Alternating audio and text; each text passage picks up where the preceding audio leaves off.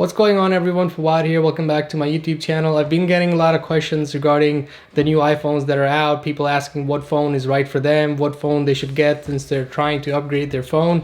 So I figured I should help. Now in this video, we'll be covering the pricing of these phones, the colors, the camera comparison, the screen size, talk about how they feel in your hand, the speed comparisons, the battery comparisons, the camera comparison. So all in all, an ultimate guide. So stay tuned. Now the iPhone 12 starts from $799 for the 64GB model, $879 for the 128GB model, $979 for the 512GB model. But if you want to purchase these phones unlocked, they will cost you $30 more. Now the iPhone 12 Pro starts from a higher capacity of 128GB with $999 as the base price, goes up to $1099 for the 256GB model, and then $1299 for the 512GB model.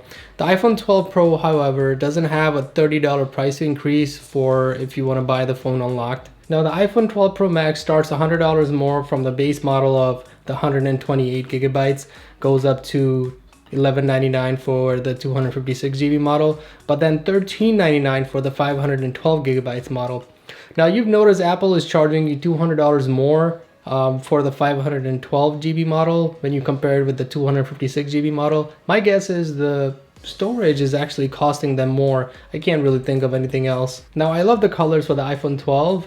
They're more vibrant, they pop out more, and Apple has actually added a wider range of colors for the iPhone 12 model, like the green version, the white version, the black version, the product red, and then my favorite, the blue model. The iPhone 12 Pro Max and the iPhone 12 Pro come in silver, gold, Pacific blue, and graphite, which is actually their new color models. And I feel that the gold version is much less harsher in color as compared to previous generation.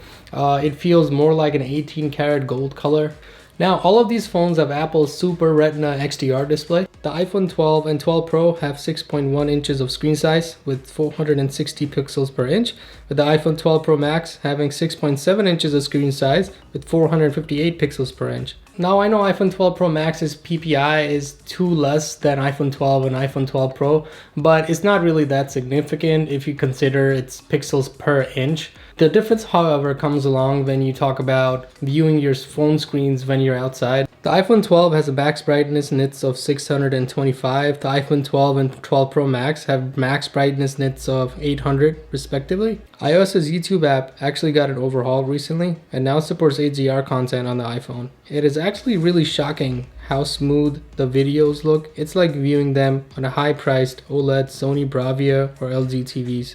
I've used the Max version of the iPhones ever since they've come out with those, but after using the iPhone 12, seeing how much easier it is to hold in my hand and how much lighter it is, I almost switched from the Pro Max. Now even though the iPhone 12 and iPhone 12 Pro are the same size, the iPhone 12 Pro does weigh 30 grams more because of its stainless steel build. I feel that with the phone this heavy, it should be a little bit bigger. The iPhone 12 Pro Max, however, is the biggest phone Apple has ever made, like really. And it weighs about 228 grams, about 8 ounces, which is about 40 grams more than the iPhone 12 Pro. And it actually feels like a brick in your hand, almost like an iPad mini. I have a decent sized hand, and I found I needed to move the phone down in my hand to reach the top corners. You could also alternatively swipe down twice to bring the screen down, but I just never have the patience for that. Now, I live in New Jersey, where we don't really have a lot of spots that have 5G. You do see a 5G icon and you are able to turn it on or off to switch to LTE. Apple does have the same 5G millimeter wave band antennas in all their new iPhones, but you do have to be careful if you're thinking about getting an iPhone 12 just for 5G, because you have to understand there's 3 versions of 5G: the low band version, the mid band version, and the version that you always dream of getting, that's a high band version that will go up to download speeds of 4 gigabytes per second. But chances are your area mostly has the low band or the mid band version. Low band version having the same speeds as your regular LTE, and the mid band version that will have around 50 to 100 more megabits per second. Regardless, I still did a speed test on T-Mobile between the 3 phones to give you some perspective so that you can test out your LTE speeds at home and see what speed you get. Apple claims with their new iPhones that they're the best in the business, but we put them to the test in the field and here's what we found.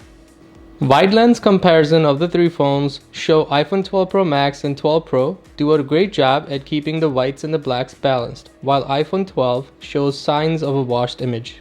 Ultra wide lens comparison shows us the photos of iPhone 12 Pro Max and iPhone 12 Pro expose the ground more true to its color of gray, while iPhone 12 camera shows signs of a bluish tint, although it does look like iPhone 12 Pro Max lights up the ground tad bit more than the 12 Pro. iPhone 12 Pro Max has the highest zoom amongst the three cameras with 12x on the photo mode, while iPhone 12 Pro has 10x zoom and iPhone 12 does not have a telephoto lens, but it does have a digital zoom of 5x. Testing out the night mode, Apple claims the iPhone 12 Pro Max lets in 87% more light than the 12 and 12 Pro cameras, which does seem apparent if you look at the side-by-side comparison of this photo.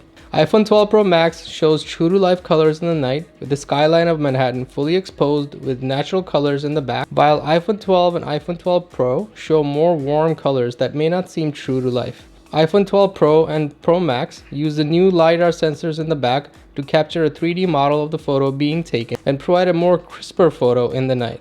You can see more details in my jacket in the photos captured by the 12 Pro and the 12 Pro Max. Apple's new OIS sensor, which stands for Optical Image Stabilization, provides stabilization to the actual sensor rather than the heavier lens to control motion on the X and the Y axis. This is apparent when you compare the following footages.